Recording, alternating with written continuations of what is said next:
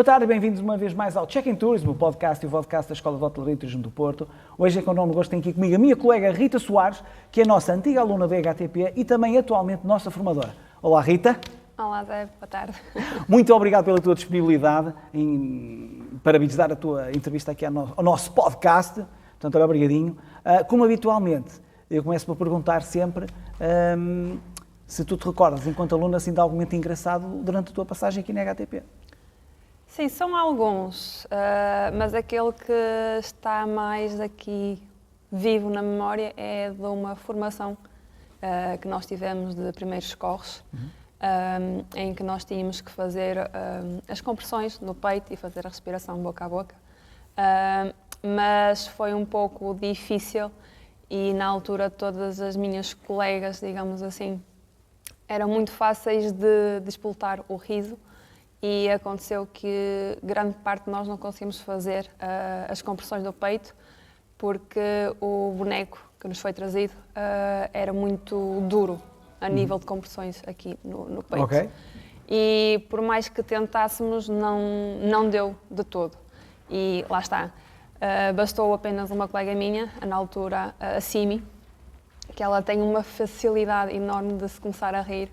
E foi um ato de gargalhada ali autêntica que toda a sala ficou em conjunto a rir do facto de não conseguirmos fazer as compressões. Portanto, para além da dificuldade, ela também dificultou a... Sim. Sim, senhora. É pá, realmente. E não tinham lá um boneco suplementar, nem nada que se parecesse? Não, era mesmo só aquele. Okay. Era só aquele. Muito bem. Muito bem, então olha, e o que é que motivou a vir tirares o curso, tiraste mais de um aqui na HTP, o que é que motivou a escolher restauração e bebidas? É assim, o que fez inicialmente eu vir para a restauração e bebidas foi no sentido de eu estava a fazer o 12º ano em ciências, mas eu nunca fui boa a matemática e a química.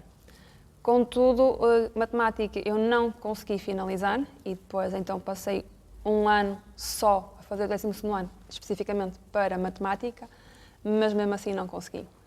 E durante esse ano eu tentei arranjar outras soluções para fazer a dita matemática ou completar o 12º ano e em conjunto, como o tempo também era demasiado livre, arranjei um part-time numa padaria que era perto da minha casa.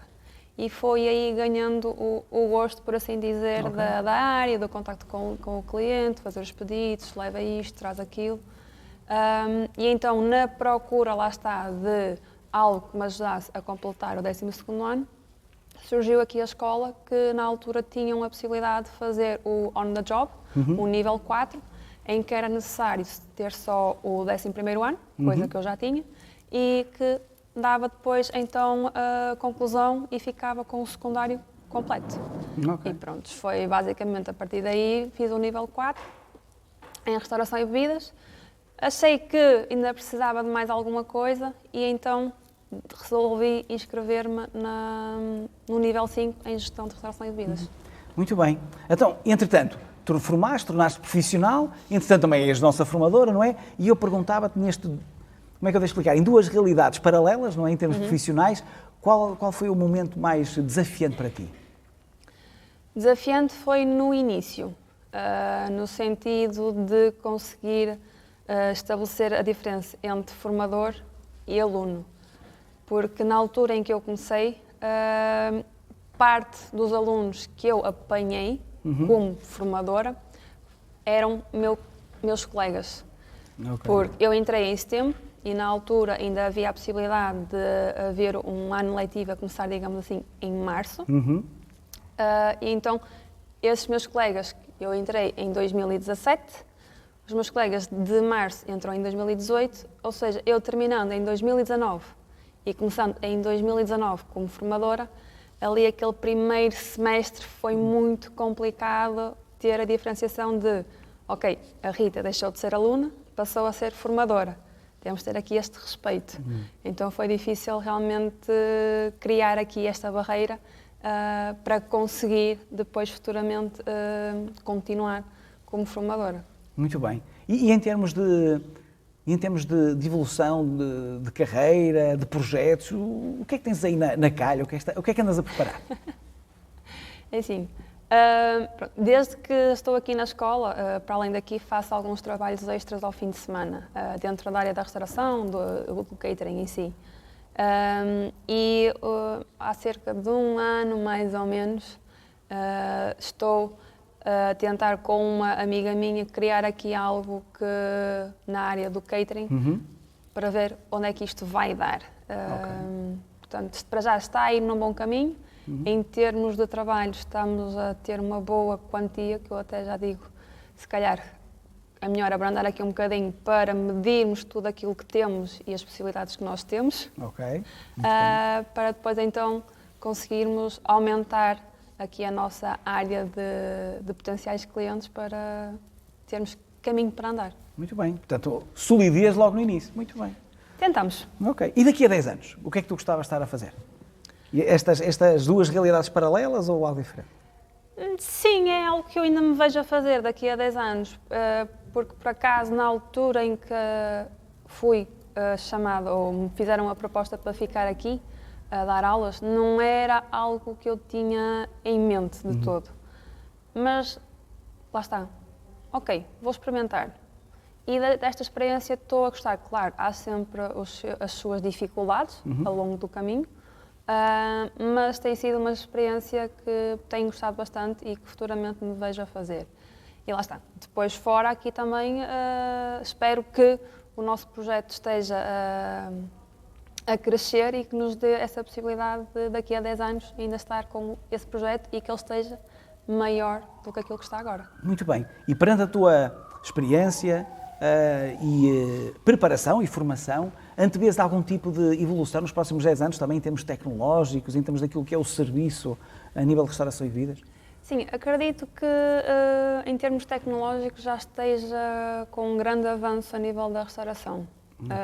Que se calhar, não digo todos, mas grande parte, se calhar, da mão de obra que é feita pelo empregado passa a ser feita um pouco pela tecnologia. E com a tecnologia um pouco da inteligência artificial, porque complementam-se de certa forma os dois. Portanto, acredito que sim. Muito bem.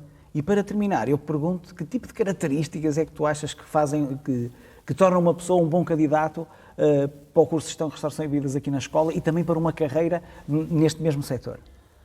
Ora bem, eu penso que cada empregado tem a sua própria personalidade, isso é certo. Mas, de certa forma, todos têm que ter um pouco, em termos de línguas, capacidade linguística. Porque cada vez mais são os turistas que estão a gerar aqui o nosso mundo, não é? O nosso mercado de trabalho. Portanto, o inglês é aquela crucial, o francês também. E agora até, não digo que se calhar algumas línguas da região do Este sejam necessárias começar aqui a aprender um bocadinho, pelo menos o básico, para conseguirmos lidar com as que estão a chegar ao nosso país em grande número. Depois é preciso também, de certa forma, que sejam calmos e perspicazes em termos de resolução de problemas também, porque nem sempre é fácil lidar com os clientes. E então, quando estamos a perceber que algo está a ser criado numa situação, tentar arranjar uma forma para apaziguar e eliminar outros possíveis acontecimentos de tal coisa. Muito bem. E calma, também, acima de tudo. Calma, porque se nós estarmos calmos, essa calmaria vai ser transmitida aos nossos colegas. E que isso vai ajudar depois, ao longo do serviço, também a organizar de melhor forma a que seja completo e que, no máximo, ou digamos assim, os erros que nós cometemos sejam os menos possíveis. Muito bem. Rita, muito obrigado pela tua partilha, obrigado pelo teu tempo e disponibilidade e obrigado a todos que nos acompanharam nesse Check-in Tourism e vemo-nos no próximo. Até breve.